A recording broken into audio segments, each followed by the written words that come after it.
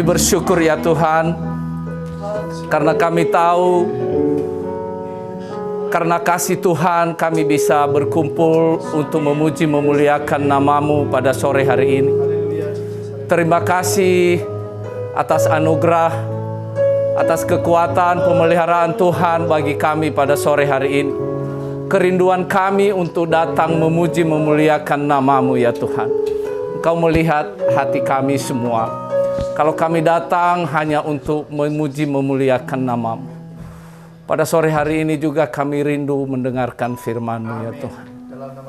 Biar kami bisa mengerti, biar kami bisa belajar, biar kami bisa memperoleh hikmat daripada firman-Mu yang Tuhan beritakan bagi kami pada sore hari ini. Pakai hamba-Mu ya Tuhan, yang penuh dengan kelemahan. Urapi hamba-Mu, layakkan hamba-Mu, agar hamba-Mu bisa menyampaikan isi hati Tuhan kepada jemaat.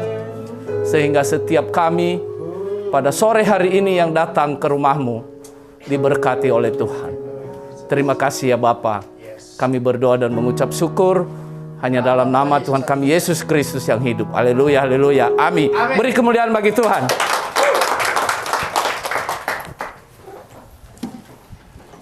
Silakan duduk.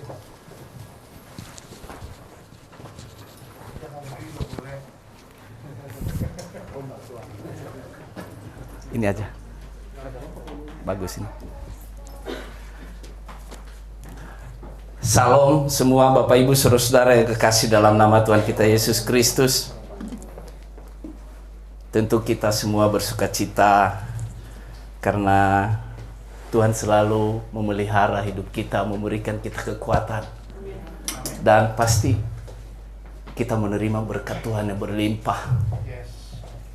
Pada sore hari ini, saya mau mengajak kita belajar firman Tuhan dari Efesus 2. Dari Efesus 2 ayatnya yang ke-10. Satu ayat saja, karena satu ayat ini mari kita baca bersama-sama. Serentak suara kita membacakan firman Tuhan ini. Kalau sudah ketemu, mari kita bacakan bersama-sama. Efesus 2 ayatnya yang ke-10. 1, 2, 3. Karena kita ini buatan Allah, diciptakan dalam Kristus Yesus untuk melakukan pekerjaan baik yang dipersiapkan Allah sebelumnya. Ia mau supaya kita hidup di dalamnya. Amin. Bapak Ibu Saudara-saudara yang kekasih dalam nama Tuhan kita Yesus Kristus, ini sebenarnya Rasul Paulus menyampaikan ini kepada jemaatnya di Efesus. Tetapi sekarang kita mendengarkan sebagai berita Injil, berita sukacita, berita yang membuat kita bangga memiliki Tuhan yang luar biasa. Amin. Pertama sekali dikatakan di ayatnya yang ke-10 ini, diciptakan. Kita ini buatan Allah. Kita ini pribadi buatan Allah, bukan buatan manusia. Buatan Allah. Buatan Allah ini kita tahu, karena Dia Allah yang Maha Kuasa, pasti sangat sempurna di antara semua ciptaan yang lain. Semua sempurna. Sempurna dalam pemikiran, sempurna dalam akal, sempurna dalam perbuatan, sempurna dalam melakukan segala sesuatu. Terlebih-lebih sempurna untuk mengerti kehendak Allah. Bapak Ibu Saudara-saudara yang kekasih dalam nama Tuhan kita Yesus Kristus, kita tahu banyak buatan manusia yang terkenal, misalkan buatan Cina, buatan Jepang. Apa yang terkenal buatan Jepang? Elektronik. Buatan Jerman mobil, buatan Perancis Paris pakaian, parfum, Itali sepatu. Tetapi semua itu bisa dipalsukan oleh manusia. Tetapi ciptaan Tuhan tidak boleh dipalsukan. Tidak ada KW ciptaan Tuhan. Tidak ada KW-nya. Baziduhu ini tidak ada kawinnya di Cina. Nah, siapapun juga Pamarda, tidak ada kawinnya di mana-mana. Tetapi coba lihat buatan Paris yang paling terkenal, merek LV. Di mana-mana di Cina dipalsukan. Itu berarti buatan manusia. Jadi buatan Allah tidak bisa dipalsukan. Harus di mana-mana buatan Allah tetap asli. Amin. Tetap asli. Ini kalau kemana-mana cuma kita nggak berani ngomong aja. Kemana-mana ke mall, ini buatan Allah. Tahu nggak, ini buatan Tuhan. Harus bangga karena kita membawa berita baik. Kita sempurna di hadapan, di antara semua ciptaan yang lain. Kita sempurna, sesempurnanya ciptaan manusia, lebih sempurna ciptaan Allah. Amin. Di sini dikatakan kita, karena kita ini buatan Allah, diciptakan dalam Kristus Yesus. Kenapa lagi dibuat ciptaan Allah, diciptakan lagi dalam Kristus Yesus? Apa maksudnya? Karena kita ini sebelumnya hidup dalam kegelapan, hidup dalam dosa. Maka setelah Allah membuat kita, membentuk kita, maka kita ini adalah hidup di dalam dosa, hidup dalam kegelapan. Kita sebenarnya sudah mati. Maka dikatakan di sini, diciptakan dalam Kristus Yesus. Maksudnya kita sudah ditebus kembali. Kita sudah lahir baru kembali di dalam Yesus. Amin. Bagi kita sekarang yang percaya kepada Tuhan, selanjutnya kita dipersiapkan untuk melakukan pekerjaan baik.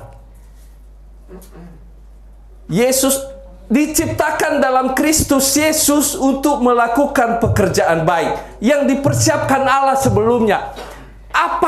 Kenapa ada kata sebelumnya? Kalau kita lihat di Perjanjian Lama, kita buka Yesaya 6 ayat 8. Yesaya 6 ayat 8. Lalu aku mendengar suara Tuhan berkata, siapa yang akan kuutus dan siapa yang mau pergi untuk aku? Maka sahutku, ini aku, utuslah aku. Kita dibuat oleh Allah dan telah ditebus oleh Tuhan Yesus Kristus. Telah memiliki lahir baru dalam Kristus Yesus. Maka kita harus melakukan pekerjaan-pekerjaan baik. Amin. Begitu mendengar suara Tuhan, siapa yang akan kuutus? Semua kita mengatakan, ini aku, utuslah aku. Amin. Yes. Saya mau bersaksi sedikit. Sebenarnya kesaksian saya ini waktu begitu minggu depan setelah saya ditahbiskan jadi penatua. Jadi tidak bisa saya sampaikan kesaksian ini karena saya jatuh sakit COVID-19. Jadi mungkin ya waktu Tuhan selalu waktu yang terbaik. Waktu yang terbaik saya bersaksi saat ini. Di mana-mana waktu itu sebelum saya digabung di GJKI, saya ada melayani di gereja lain sebelumnya. Mungkin sudah tahu sebagian, tapi saya tidak perlu menyebutkan nama gerejanya. Setelah saya masuk di situ, kira-kira sebulan, saya dinobatkan jadi wakil gembala. Keren kan? Agak sombong sedikit wakil gembala loh. Jadi setelah sebulan kemudian mungkin dilihat dari pelayanan. Jadi saya agak-agak merasa bangga, merasa diri boleh sampai diangkat langsung jadi wakil gembala. Setahun kemudian istri saya ini selalu mendukung saya dalam pelayanan. Mendukung begini, bagaimana status di pelayanan, kapan ditahbiskan, jadi majelis ke, jadi pendeta, jadi apa gitu. Suatu saat saya nanya ke salah satu penatua. Kebetulan di situ ada pendetanya. Waktu ngobrol, ngopi, saya nanya, kira-kira soalnya ini keluarga pada nanya, Pak, saya ini sudah bisa ditahbiskan kah? Sudah bisa.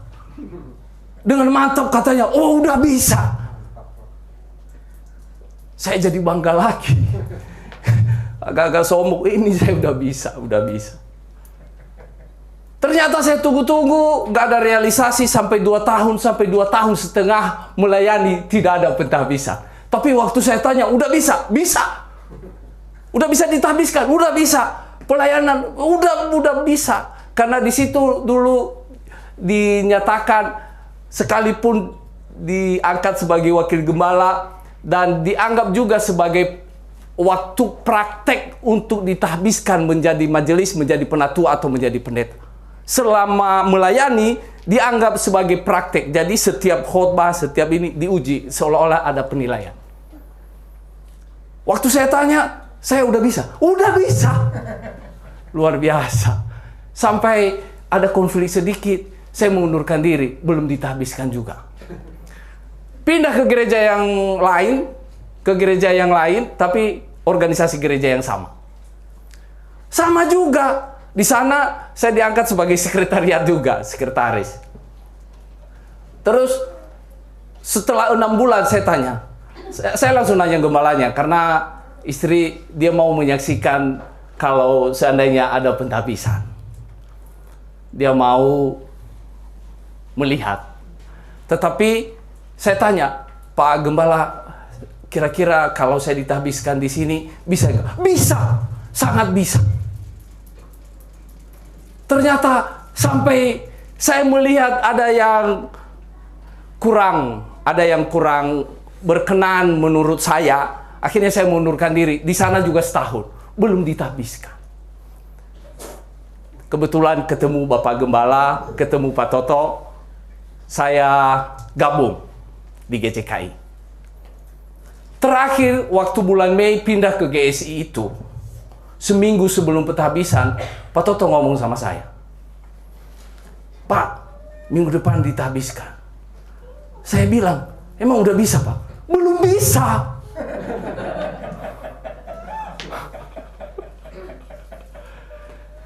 Saya seperti Yesaya udah mau tersungkur. Saya mendengar suara Tuhan, ternyata belum bisa. Tapi ada rencana mau ditahbiskan. Saya ketemu Bapak Gembala, saya main ke rumah Pak Gembala. Terus saya tanya, emang udah bisa Pak? Ada? Belum bisa. Benar nggak sih Pak? Belum layak. Belum pantas. Saya melihat seolah-olah suara Tuhan berbicara bahwa saya harus belajar. Ternyata pelayanan di dua gereja yang sama sebelumnya, biar udah bisa. Setelah nyampe di GJKI tidak ada apa-apanya. Saya melihat ketulusan di antara Bapak Gembala, Pak Toto. Mereka tulus dan jujur ngomong, belum bisa, perlu belajar. Karena Bapak Gembala, jangan nanti setelah ditahbiskan, bahkan sibuk main TikTokan. Benar gak sih Bu? Bapak Gembala ngomong begitu. Main TikTokan, buka baju, di belakang, latar belakang salib, buka baju, nyanyi, joget-joget, TikTok, cari subscriber. Pak Gembala ngomong sama saya, biar gereja kita kecil, tapi saya mau semua penatua yang bekerja melayani di gereja ini harus memuliakan nama Tuhan. Amin. Saya takut. Seperti Yesaya. Saya takut sekali. Dia mengatakan, saya melihat Tuhan. Dan saya najis bibir. Saya kotor. Saya tidak sanggup.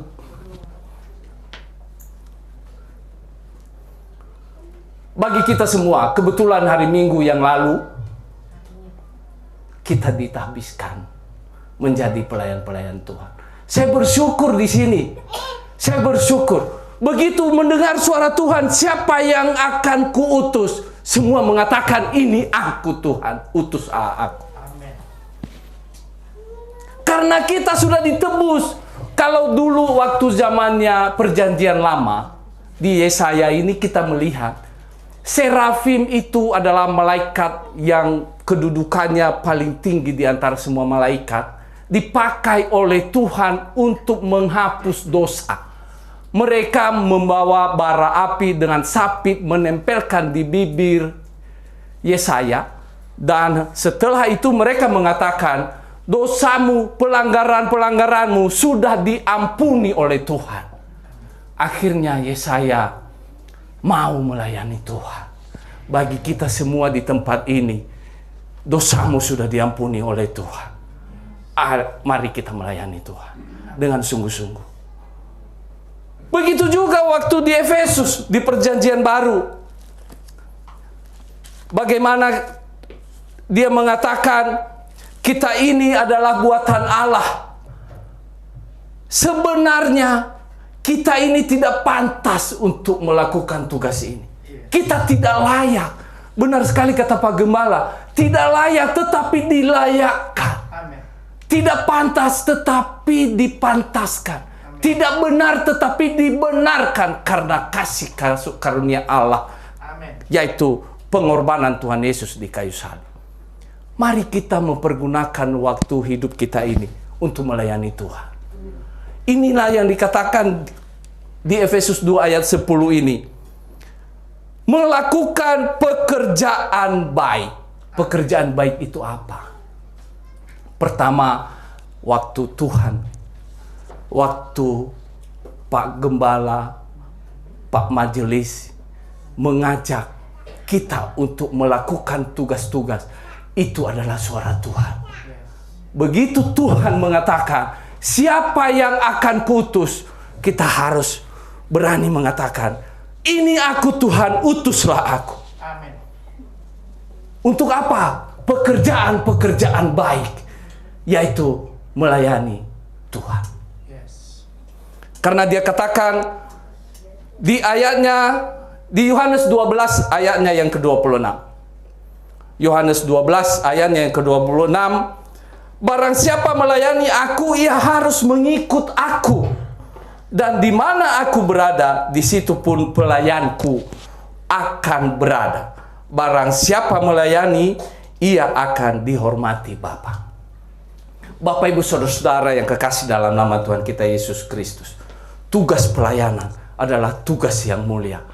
Tetapi boleh kita anggap sederhana. Tugas kita di gereja ini sangat sederhana. Karena gereja kita masih kecil. Boleh kita anggap rendah. Tetapi Tuhan mengatakan dalam Lukas 16, barang siapa setia dalam perkara-perkara kecil, ia setia juga dalam perkara-perkara yang besar. Barang siapa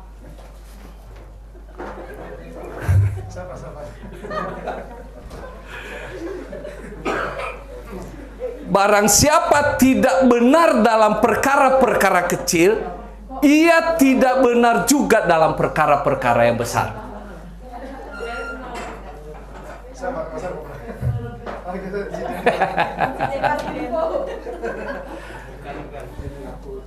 Biasa. Harus kami selingi dengan iklan.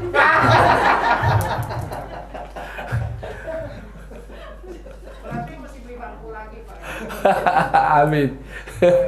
Nanti kita bicarakan dengan Pak Koordinator.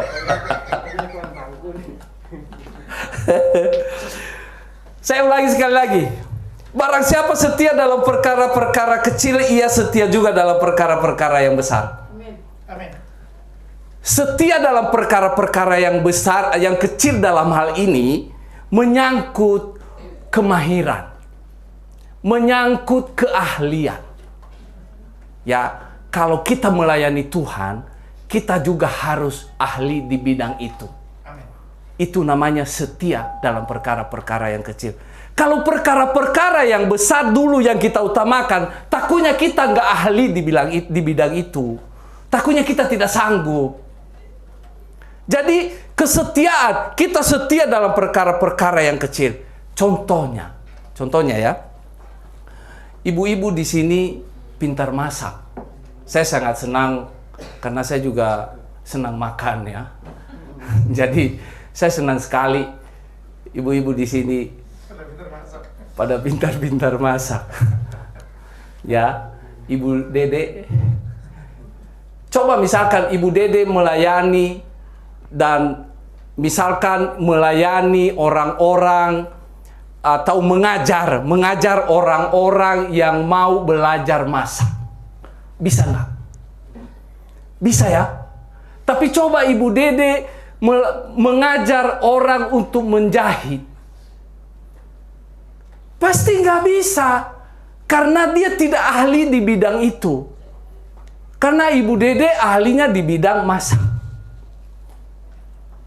Begitu juga kita dalam melayani. Kita melayani ini, keahlian kita di bidang pelayanan apa? Itu makanya kita ini buatan Allah, dibuat sesuai dengan aslinya, bukan palsu. Pak Marda itu diciptakan Tuhan untuk pemain musik yang handal. Harus setia. Amin. Akhirnya kesetiaan dalam melakukan tugas pelayanan dalam musik, akhirnya menjadi ahli di bidang musik. Bisa mengajar musik. Jadi masing-masing kita punya tugas masing-masing. Punya tugas sesuai dengan keahlian kita masing-masing. Punya tugas sesuai dengan kemampuan kita masing-masing. Di mana dalam perkara-perkara yang kecil itu kita setia. Di situ kita mendapatkan keahlian khusus. Amin. Tuhan berikan itu buat kita. Keahlian khusus untuk melakukan tugas-tugas pelayanan itu. Supaya kita ahli dan akhirnya membuat berhasil. Membuat sukses. Jadi kalau kita pelayan Tuhan tidak merasakan ada pengampunan dari Tuhan, kita tidak bertobat, maka kita suruh orang yang tinggal di kegelapan untuk bertobat. Bisa enggak? Tidak bisa. Makanya kita sebagai pelayan-pelayan Tuhan dalam melakukan tugas pelayanan, kita telah diampuni dari dosa-dosa kita. Makanya Tuhan memakai kita untuk mengubah perilaku orang lain. Makanya dia bilang, pergilah, jadikan semua bangsa menjadi muridku. Tidak sembarangan orang bisa disuruh pergi. Karena di ayatnya yang di Yesaya itu, siapa yang mau mengikut aku? Siapa yang mau kuutus? Jadi dia mengutus kita, mari kita ajak orang untuk mengikut Tuhan. Kalau kita tidak siap diutus, bagaimana kita mau ngajak orang? Siapa yang mau mengikut aku? Kata Tuhan. Bapak Ibu Saudara-saudara yang kasih dalam nama Tuhan kita Yesus Kristus. Gereja kita kecil. Tetapi kalau kita sungguh-sungguh melakukan pelayanan ini dalam nama Tuhan Yesus Kristus, mudah-mudahan kita bisa mengajak orang lain menjadi pengikut Tuhan. Seperti Yesaya. Siapa yang akan kutus? Siapa yang mau ikut aku? Tuhan bertanya itu hari ini. Siapa yang mau mengikut aku? Ayo kita berani menunjukkan bahwa kita mampu untuk melakukan tugas-tugas itu semua. Yang kedua, alasan kita kenapa ini aku utuslah aku, pertama tadi melayani Tuhan, dan kedua memenangkan jiwa. Bapak Ibu Saudara-saudara yang kasih dalam nama Tuhan kita Yesus Kristus, memenangkan jiwa berarti harus menjadi pemenang, atau lebih baik lagi, lebih dari orang-orang yang menang. Dulu waktu Holyfield itu bertanding dengan Mike Tyson. Itu pertandingan besar di zaman itu. Akhirnya kemenangan Holyfield waktu didiskualifikasi karena Mike Tyson menggigit kuping Holyfield. Kemenangan Holyfield 7.500.000 US dollar. Waktu itu sekitar 10 miliar. Dia bawa pulang ke rumah, dia bilang sama istrinya, ini uang, saya sudah menang, tetapi kuping saya putus.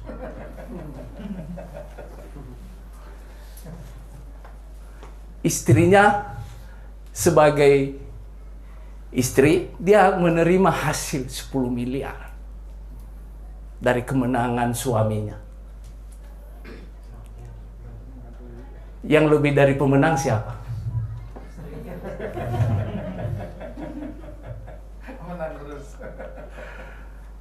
Waktu bertanding, waktu babak belur, waktu kuping putus, istri duduk santai nonton. Ayo terus. Selesai menang, dapat hadiah, dibawa hadiah ke istri dengan santainya. Taruh aja di situ. 10 miliar santai aja, taruh aja di situ. Karena dia merasa lebih dari pemenang. Iya, memang begitu. Jadi ibu-ibu kebanyakan ya, ibu-ibu lebih dari pemenang daripada bapak-bapak. Bapak-bapak yang babak belur, ibu-ibu yang dalam Yesus semua kita lebih dari pemenang. Enggak bapak-bapak, enggak ibu-ibu. Kita menikmati kasihkan. Ini cerita saya di dunia. Jangan terbawa di dunia. Jadi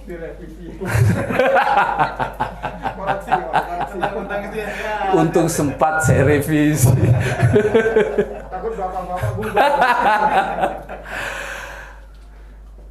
Kita harus membawa orang jadi pemenang.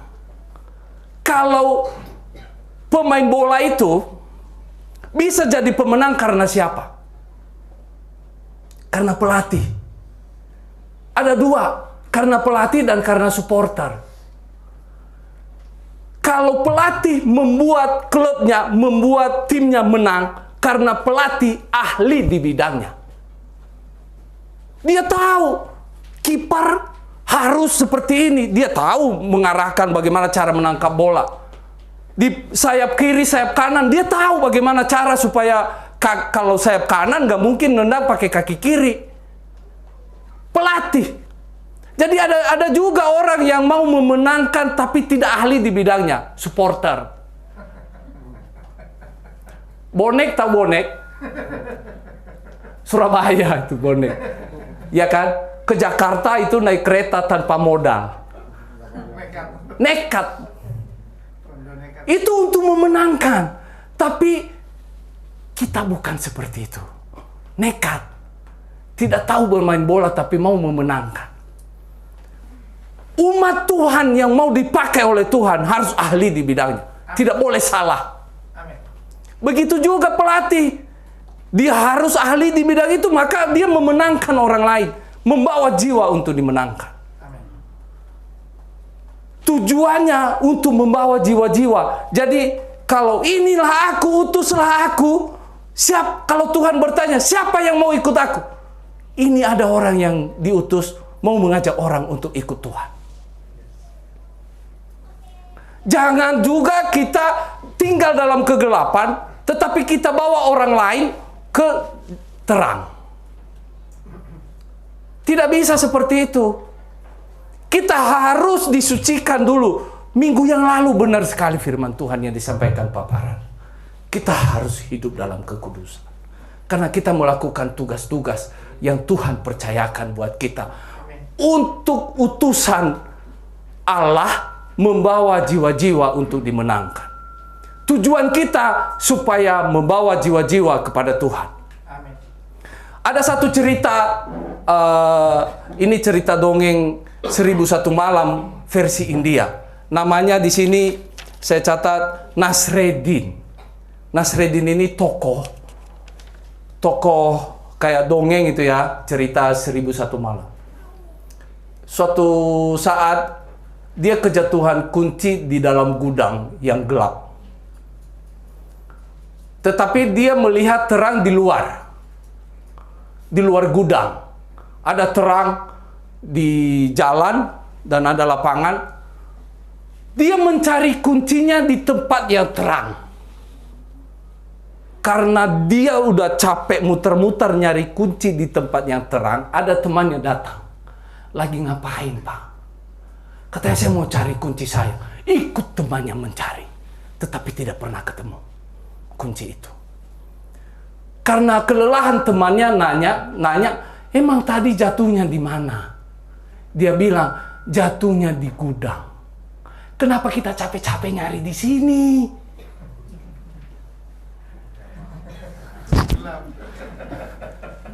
Dia bilang, di gudang gelap. Ya ampun, kenapa dia gelap? Kita cari di tempat yang dimana jatuhnya itu. Sampai dia bilang ke temannya ini, kamu bodoh sekali. Kalau saya cari di tempat yang gelap, yang terang tidak ketemu, bagaimana ketemu di tempat yang gelap? Temannya juga nggak mau kalah. Temannya juga nggak mau kalah. Bawa terang ke dalam kegelapan itu, baru kamu menemukan sesuatu. Tujuannya mencari kunci, tapi nyarinya di tempat yang terang. Bawa terang ke dalam kegelapan, baru menemukan apa yang kamu cari. Bukan gelap kita bawa ke tempat yang terang. Kita kalau mau mencapai tujuan kita untuk membawa orang-orang ke tempat yang terang, tinggal dalam kegelapan, kita membawa terang buat mereka. Amin. Tugas kita semua, apalagi hamba-hamba Tuhan yang telah ditahbiskan minggu yang lalu dan mungkin bulan depan ada lagi hamba Tuhan yang mau ditahbiskan. Ini kita mendengar suara Tuhan. Siapa yang akan kuutus? Kita harus menjawab, inilah aku Tuhan, utuslah aku. Amin. Saya minta pemain musik ke depan, kita angkat satu pujian menutup firman Tuhan ini.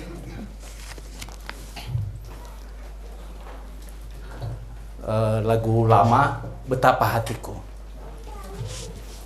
Betapa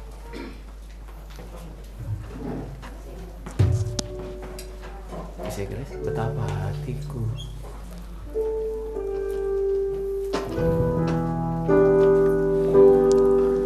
Mari kita angkat satu pujian, biar kita dipakai oleh Tuhan dalam melayani, memuliakan nama Tuhan. Betapa hatiku.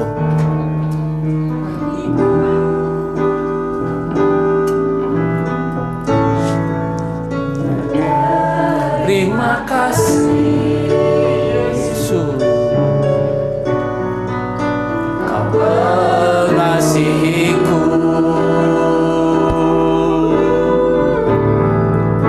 Kau memilikiku,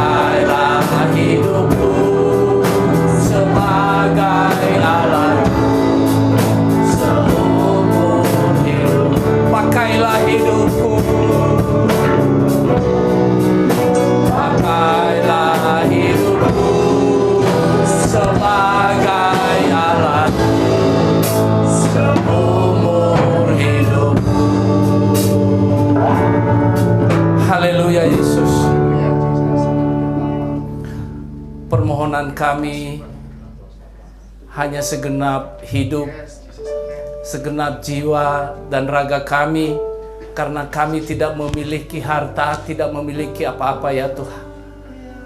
Pakailah kami seumur hidup untuk melayani Engkau ya Tuhan. Kami berterima kasih atas pengampunan-Mu ya Tuhan. Karena sekarang Tuhan Yesus telah memampukan kami, memberikan kami pengampunan, memberikan kami hidup yang baru. Terima kasih atas kasih anugerah-Mu ya Tuhan.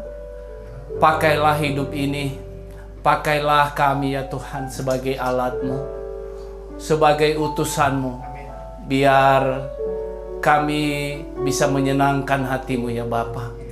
Firman-Mu pada sore hari ini, kami biar dikuatkan oleh Roh Kudus, agar kami senantiasa bisa selalu mengingat, bisa selalu merenungkan, dan bisa menjadi pelaku-pelaku firman-Mu.